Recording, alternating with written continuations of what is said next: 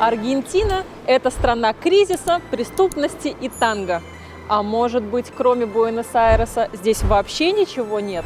Давайте разберемся еще в нескольких мифах, которые вы оставляете в комментариях под нашими видео. Поехали!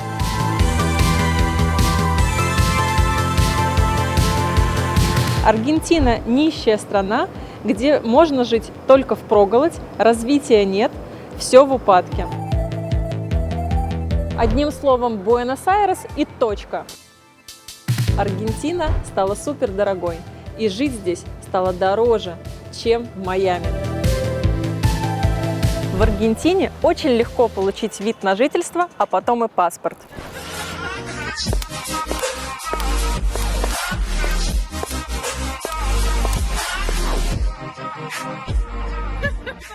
Аргентина – нищая страна, где можно жить только впроголодь, развития нет, все в упадке. Многие представляют Аргентину, где все живут в фавелах, пугают очередями и инфляцией. Давайте разберемся с этим мифом. Так ли это? На деле реальность такова. Аргентина – это страна контрастов. Да, есть кризис, да, есть бедность, но при этом здесь работают тысячи частных медицинских клиник с высоким, на уровне Европы, качеством оборудования и персонала. В Буэнос-Айресе активно строят современные жилые комплексы, рестораны, многочисленные спортклубы, развлекательные центры. Все это на уровне Стамбула и Будапешта. Многие наши клиенты, увидев реальную картину, меняют свое мнение и решают либо инвестировать с прицелом на будущее, либо арендовать комфортно. Моя команда Simple подбирает жилье и сопровождает переезд, чтобы он стал для вас максимально мягким.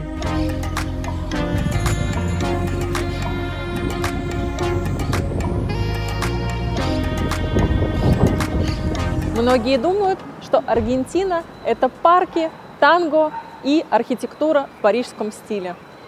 Одним словом, Буэнос-Айрес и точка.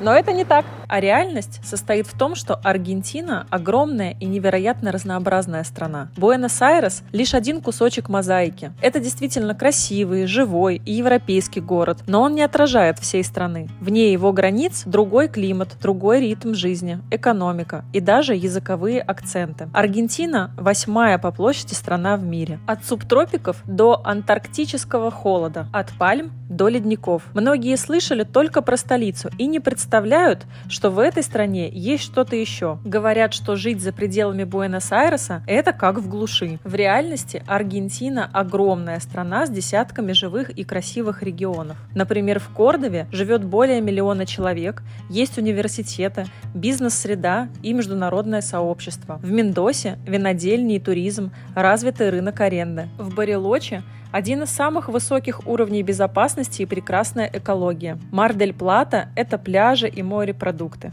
Излюбленное место отдыха аргентинцев. Многие выбирают именно эти города для спокойной и качественной жизни. Почему же миф живет? Дело в том, что Буэнос-Айрес действительно витрина страны. В нем живет почти треть населения, и он является первым пунктом прибытия туристов и мигрантов. Однако огромное количество аргентинцев живут вне столицы, и многие из них не стремятся туда перебраться. Какой же делаем вывод? Аргентина – это не только урбанистический Буэнос-Айрес. Если тебе важны размеренный ритм, спокойствие, чистый воздух и более доступное жилье, возможно, твоя Аргентина вообще не в столице.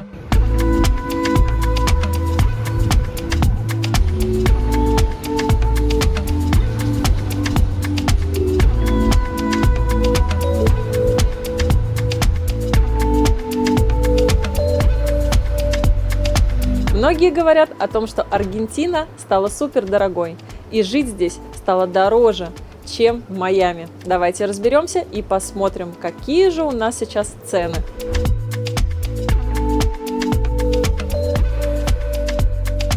Давайте посмотрим. Упаковка яиц 2500.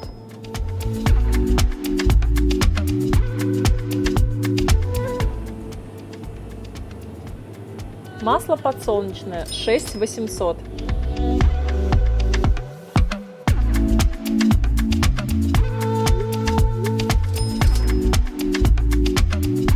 Многие наши ищут в гипермаркетах сгущенку. Лече конденсада. Это как раз сгущенка. Стоимость 4300. Макароны 1700. СМИ пишут о гиперинфляции, а блогеры выкладывают чеки на $100 за ужин. И создается ощущение, что Аргентина больше не вариант для переезда. Реальность. Цены выросли, да, но по-прежнему по ряду категорий Аргентина доступнее, чем многие популярные страны. Аренда в Буэнос-Айресе от $500 в месяц. В Барселоне, например, от 1200. Продукты. Молоко, яйца, мясо дешевле, чем на Бали или в Таиланде. Транспорт и такси доступнее, чем в Москве, Турции, Дубае или Майами. Важно уметь различать туристические цены и цены для тех, кто живет здесь постоянно. Находите своих, обращайтесь к тем, кто уже живет в Буэнос-Айресе. В Аргентине большое открытое комьюнити, и вам помогут подобрать жилье и объяснят, как тратить меньше.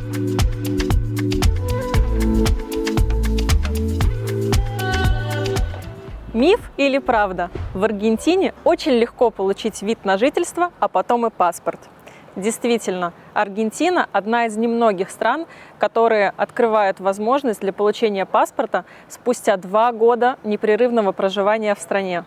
Легального проживания в стране с ДНИ. Получить резиденцию можно по множеству оснований. Брак, рождение ребенка, покупка недвижимости, доход из-за рубежа, гуманитарная виза. А как в других странах Латинской Америки? Бразилия. Гражданство через 4 года и знание португальского. Мексика. От 5 лет непрерывного ВНЖ, часто с проверкой фактического пребывания и более строгой бюрократией. Чили. Требуется от 5 лет проживания, включая все годы непрерывно на ВНЖ. Парагвай. Вроде бы просто, но на деле получение паспорта может затянуться на более чем 7 лет из-за слабой системы натурализации.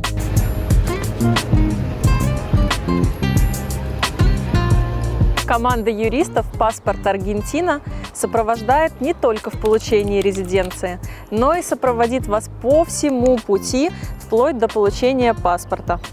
Узнайте о программах легализации по родам, по рантье и по учебе на сайте.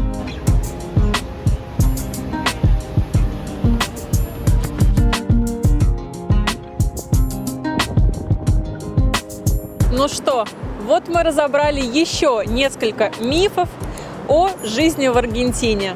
Поделитесь в комментариях вашими впечатлениями. Какие мифы были для вас неожиданностью, а какие вы слышали чаще всего от ваших знакомых? А может быть, есть мифы, которые мы еще не разобрали? Поделитесь вашими впечатлениями в комментариях под этим видео и встретимся с вами уже совсем скоро. До встречи на канале «Аргентина на каблуках». С вами была я, Даша Кузнецова. Пока!